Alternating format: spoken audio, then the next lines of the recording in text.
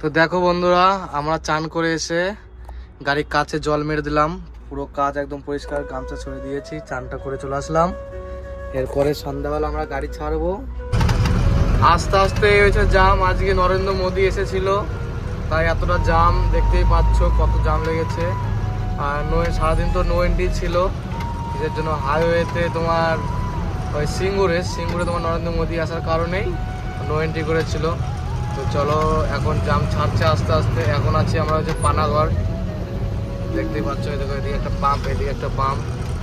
তো বন্ধুরা, আজকে এসেছি আমরা ইট লোড করতে। তো ইট লোড করতে এসেই অন্য একটা গাড়ি লোড হচ্ছে, ওই জন্য আমি এখানে দাঁড়িয়ে আছি। তো এখন সকালবেলা 11টা মোটামুটি বেজে গেছে। তো সকালবেলায় খবর হলো যে আমাদের ডোমকলের এদিকে লোড হবে মুর্শিদাবাদ। তো আমরা এদিকে এসেছি লোড করতে। তো এসে দেখো ভাটাতে এসে দাঁড়িয়ে আছি, কি করব, যা ছিল দেখো খিচুড়ি করে নিচ্ছি। ফোড়ন দেবো পেঁয়াজ, রসুন, শুকনো লঙ্কা, পাঁচফোড়ন, বাস। তো চলো রান্নাটা করে নিই, তারপর তো লেবার চলে আসবে, লেবার চলে আসলে পরে লোডটা করবো। হ্যাঁ, আমাদের আজকে যেতে হবে বহরমপুর হয়ে যাবো। তো তোমরা দেখতে থাকো।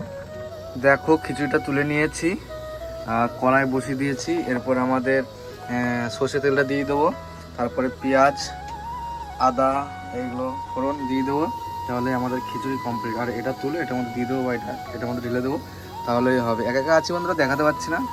দিয়ে দিলাম শুকনো লঙ্কা, এরপরে দিয়ে দেবো পাঁচফোড়ন, হালকা নাড়িয়ে নেব। হালকা নাড়িয়ে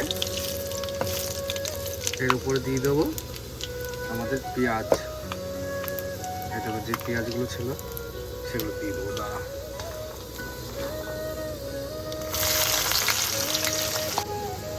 পেঁয়াজ দিয়ে দিয়েছি, হালকা লাল লাল হবে। তারপরে আমরা দিয়ে দেবো আমাদের যেটুকু আদা আছে, আদাটা এখানে দিয়ে দেবো, তার উপর এটা ঢেলে দেবো এখানে। কি বন্ধুরা, হচ্ছে তো খিচুড়ি রান্না হালকা হয়ে গেছে।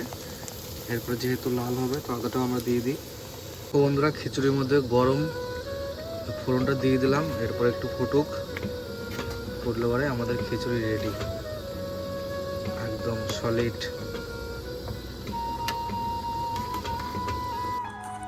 তো বন্ধুরা, আমাদের রান্না কমপ্লিট, খিচুড়ি রান্না করেছি।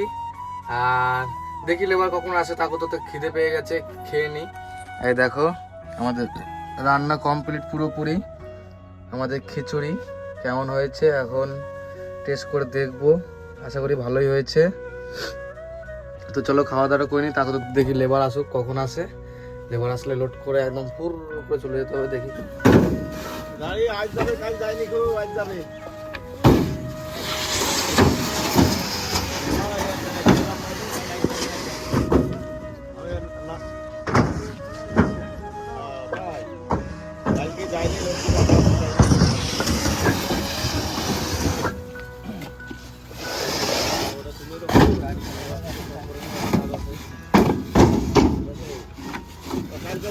তো আমাদের লোড করা কমপ্লিট।